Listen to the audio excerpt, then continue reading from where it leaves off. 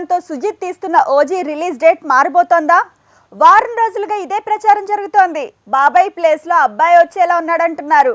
ఇదే జరిగితే box office లో పవన్ వర్సెస్ ప్రభాస్ అన్న ప్రచారం కూడా నిజమయ్యే ఛాన్స్ ఉంది. ఇలా రిలీజ్ డేట్ మార్పులతో బాక్స్ ఆఫీస్ లో బడా హీరోల మధ్య పోటీ పోటెత్తేలా ఉంది. పవర్ స్టార్ పవన్ కళ్యాణ్ తో సుజిత్ తీస్తున్న ఓజీ సెప్టెంబర్ 27th కి రిలీజ్ అన్నారు. కానీ ఏపీ ఎలక్షన్స్ హడావుడి తర్వాత ఓజీ అనుకున్న టైంకి షూటింగ్ పూర్తవుతుందన్న గ్యారంటీ కనిపించట్లేదు. అందుకే సెప్టెంబర్ 27 నుంచి ఓజీ పక్కకు వెళ్తుందనే ప్రచారం మొదలైంది. ఓజీ ప్లేస్ లో గేమ్ చేంజర్ సీన్ లోకి వచ్చేలా ఉంది. నిజానికి భారతీయుడు 2 జూన్ లేదంటే జూలైకి రిలీజ్ అన్నారు. అయితే భారతీయుడు 3 కూడా షూటింగ్ పూర్తవటమే కాదు, పోస్ట్ ప్రొడక్షన్ వర్క్ కూడా వచ్చే నెలలోనే మొదలు కాబోతోంది. ఓజీ కొత్త రిలీజ్ డేట్ కి భారతీయుడు 3 సీక్వెల్ విడుదలయ్యే ఛాన్స్ ఉంది. భారతీయుడు 2 దుమ్ము దులుపుతుందా లేదా అనేది జూన్ లేదా జూలైలో రిలీజ్ అయ్యాకే తేలుతుంది. అయితే దీపావళికి భారతీయుడు 3 వచ్చే ఛాన్స్ ఉందట.